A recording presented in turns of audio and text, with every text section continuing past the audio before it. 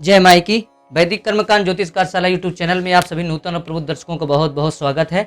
आज हम बात करेंगे यमदीप दान जो नरक चतुर्दशी को किया जाता है और कैसे करना चाहिए, उसमें कितनी बातियां होना चाहिए कि 2 की 4 बातियां होना चाहिए, कौन से तेल का प्रयोग करना चाहिए, कौन कौन सी सामग्री होगी, और ये जो हम धनतेरस को करते हैं वो कौन से यमराज होते हैं, और जो नरक चतुर्दशी करते हैं वो कौन से होते हैं, कौन सी दिशा में करना चाहिए, कहे किस चीज का पात्र होना चाहिए, और इसके पीछे कौन सी छोटी सी कथा है जल्दी से जानेंगे, और कौन से पात्र में प्रयोग करना चाहिए, और बत्ती कैसी होना चाहिए, ये संपूर्ण जानकारी। इसमें सिक्का क्यों नहीं डालना चाहिए, शंख वो जो क्या कहते हैं आप देखते हैं जो गोमती चक्र होता है, और को जो उससे खेलते हैं पासा वसा टाइप के खेलते हैं जिसको कौड़ी, उसको क्यों नहीं डालना चाहिए इस तेल में के अंदर, ये संपूर्ण जानकारी इस वीडियो में हम देंगे। सबसे पहले अगर अभी तक हमारे चैनल सब्सक्राइब नहीं किया सब्सक्राइब करें, ऐसे ज्ञानवर्धक जानकारी आपको इस चैनल में वैदिक कर्मकांड ज्योतिष कार्यशाला मिलती रहती है। अगर हमारे फेसबुक पेज में देख रहे हैं तो आप इसको फॉलो करें, जिससे आपको आते ही पढ़ते ही वीडियो नोटिफिकेशन आ जाए।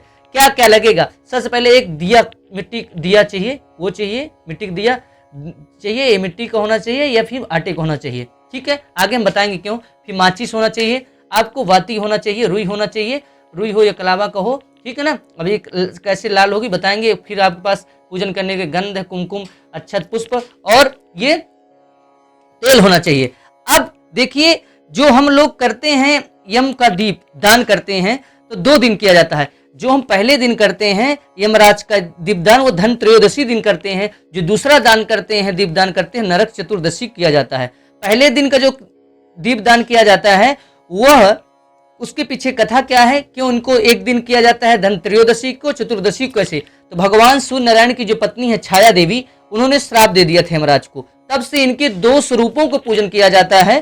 पहला स्वरूप में जो इनका पूजन करते हैं वो देव स्वरूप धर्मराज हैं, उनका पूजन किया जाता है। दूसरा स्वरूप है प्रेत स्वरूप है, जिनका हम लोग यमराज के रूप में पूजन करते हैं, दीपदान करते हैं। अब ये समझ गए, दीपदान करते हैं अकाल मृत्यु आदि से, भय से, नकारात्मक एनर्जी ना आए हमारे घर में, ये सब चीजों के लिए पूजन किया जाता है कि ना कि लक्ष्मी प्राप्ति के लिए, ठीक है। अब धन त्रयोदशी के दिन जो दीपदान किया जाता है वह धर्मराज यम के लिए पूजन किया जाता है, दीपदान किया जाता है, ठीक है। अब आती है बात, जो हम लोग नरक चतुर्दशी को पूजन करते हैं वो उस दिन हम लोग जो पूजन करते हैं वो प्रेतराज यमराज को हम लोग पूजन करते हैं, नरक चतुर्दशी के दिन पूजन करते हैं। अब आप सोचेंगे कि इसमें मिट्टी का दिया ही क्यों होना चाहिए, भाई मिट्टी के दिया से ही करते हैं, नहीं, आप आटे का दिया बना लें, आटे के दिए से बना सकते हैं। अब आपको होगा कि घी का प्रयोग कदापि नहीं करना। अब किस तेल का प्रयोग करना है, तो देखिए शास्त्रों में वर्णन आया, सबसे श्रेष्ठ तेलों में सबसे ज्यादा श्रेष्ठ तिल का तेल माना गया। किसका? तिल का तेल। तो ये मेरे हाथ में है, तिल का तेल का ही प्रयोग करना है, सरसों का तेल नहीं प्रयोग करना है। जो आपको वैदिक आचार जो योग्य लोग हैं उनकी बात माना, श्रेष्ठ का, इस विषय का जरूर ध्यान रखें। जो विधि बताई जा रही बत्ती उत्ती को वही आप कहते हैं हमारे यहाँ उन्होंने ऐसा बताया था, ये समझ लीजिए आपको चुनाव करना है, कौन जानता है कौन नहीं जानता। इसलिए श्रेष्ठ विद्वान व्यक्ति से ही पूछकर सलाह करें। और जो लोग बहुत सारे उल्टे सीधे आजकल हमारे इस धर्म को दिग्भ्रमित कर रहे हैं, तो उनकी बातों में ना करके आप जो आचार श्रेष्ठ आपको बताएं उनकी बात करके आपको ये कार्य करना चाहिए, जिससे आपको लाभ मिले हमारी वैदिक परंपरा का। अब इसमें से तिल का तेल का प्रयोग करना है। अब तिल का तेल का प्रयोग करना, सरसों का नहीं करना है। जब कहीं नहीं मिलता तब भले आप कहीं प्रयोग कर लें। अब रही बात, अब आप इसमें तिल का तेल डाल लीजिए थोड़ा सा, ठीक है ना। अब आप इसमें पूरा भर लीजिए, जिसमें अब ये मान लीजिए तिल का तेल आपने डाल लिया, ठीक है ना। तिल का तेल डालने के बाद अब आपको क्या करना है, अब ये तिल का तेल डाल लिए, तिल डालने के बाद आपको बाती का प्रयोग करना है। बाती कैसे, अब लोग क्या करते हैं, 2 बाती लिए, अब इनको एक को ऐसे रख देंगे, एक को ऐसे रख देंगे, एक को ऐसे रख देंगे। देखिए मैं आपको बता रहा हूँ, ठीक है ना। ये 4 हो गई। तो कुछ विद्वान लोग हैं ये बहुत बड़ी गलती करते हैं, 4 दिशाएं, ये सदैव वर्जित है। इधर दीपक लगाना, इधर दोनों तरफ दीपक की रुई की बाती में अगर जोत लगाई जाती है तो दोष माना जाता है, ठीक है। इसलिए दोष की निवृत्ति के लिए कभी भी ऐसी बाती नहीं लगाना चाहिए, ये नहीं, अलग अलग होना चाहिए, अलग अलग दिशाओं के लिए, चारों दिशाओं के लिए अलग अलग।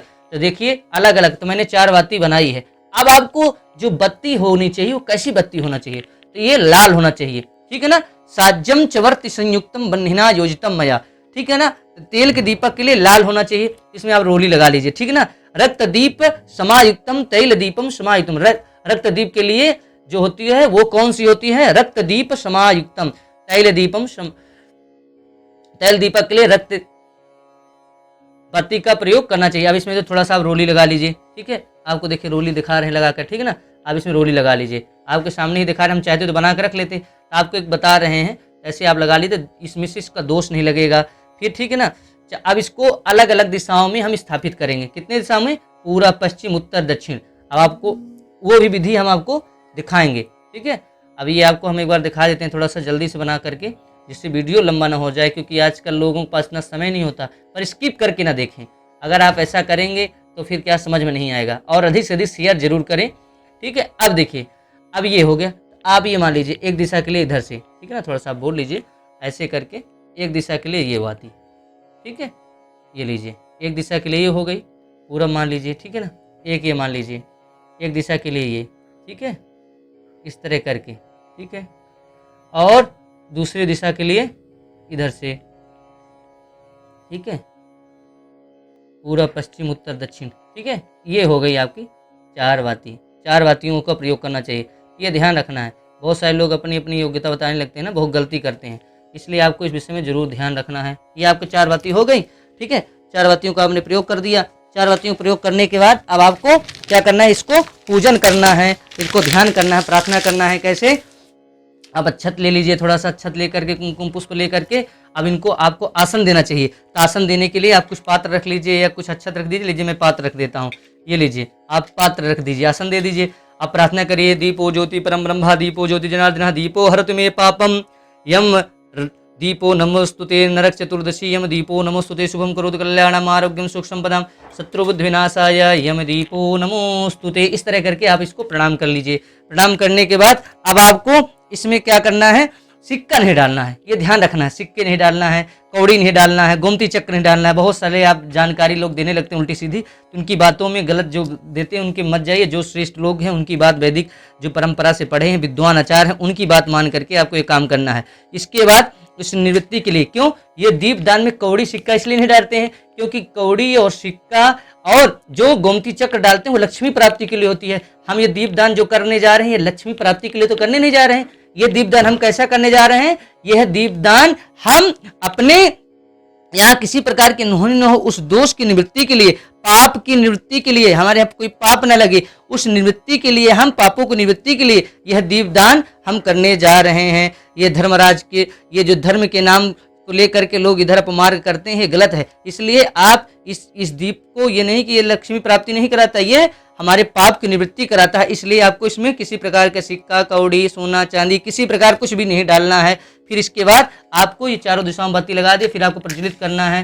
प्रज्वलित कर लीजिए। ओम चंद्रमा मनुषो जात चक्षो हो सूर्यो अजायत श्रोत्रादवाश प्राणश मुखाद अग्निरजायत। ऐसा कुछ नहीं है, मैंने एक ही साथ आपको जला के दिखा दिया। आप एक साथ जला सकते हैं, आप हाथ मत जलाइए अपना, ठीक है ना। एक साथ जलाई चाहिए, अलग अलग करके ऐसे। ये देखिए कितना सुंदर ये आपका दीपक प्रज्वलित हो गया, ठीक है। अब इसके बाद दीपक प्रज्वलित हो जाए तो उसको चारों तरफ से पूजन कर देना चाहिए। कुमकुम रोली लगा देना चाहिए। ये कुमकुम मैंने रोली लगा दिया। हल्दी लगा दीजिए थोड़ा सा, ठीक है ना। अब ये थोड़ा हल्दी लगा दीजिए, ठीक है। हल्दी लगा दिया। हल्दी लगाने के पुष्प से आप लेकर के प्रार्थना करेंगे। क्या प्रार्थना करेंगे? धय यमराज महावीर्यम दक्षिणादिक्पतिम प्रभुम रक्ते क्षणम महाबाहुम यम दीपो नमाम्यहम यम चतुर्दीपो नमाम्यहम। इस तरह करके आप इसको प्रणाम करके अब इसको कहाँ रखना है? क्या शास्त्र कहता है कहाँ रखना चाहिए? इसको किस दिशा में रखना चाहिए? यम दीपम बहिर्दद्यात्। हमने पहले वीडियो में बता दिया सब कुछ जानकारी। तो यम का दीप है, घर में नहीं रखना है, बाहर ही रखना है। तो यम दीपम बहिर्दद्यात्, आपको इसको बाहर ही रखना चाहिए। और इसको आप घर में बाहर किस दिशा में रखना चाहिए? अब किस दिशा में जानकारी? दक्षिण दिशा में रखना चाहिए। इस दीपक को किधर? दक्षिण दिशा में आपको रखना चाहिए। ये जानकारी हमने आपको बताई। इसके बाद आप आ जाइए अपने घर में। ये आपको जानकारी हमने दी, मैं आशा करता हूँ आपको रोचक लगी होगी। अधिक से अधिक इसको शेयर करें व्हाट्सअप, फेसबुक में। अगर अभी तक हमारे चैनल को सब्सक्राइब नहीं किया, सब्सक्राइब करें। अगर कोई आपका प्रश्न है आप जरूर पूछिए, हमें बहुत अच्छा लगता है, कमेंट में पूछिए। और वीडियो देखने सुनने के लिए आप सभी का बहुत बहुत धन्यवाद। इस तरह करके ये हमने आपको जानकारी दी। जय माई की, जय संस्कृतम, जय तु भारतम।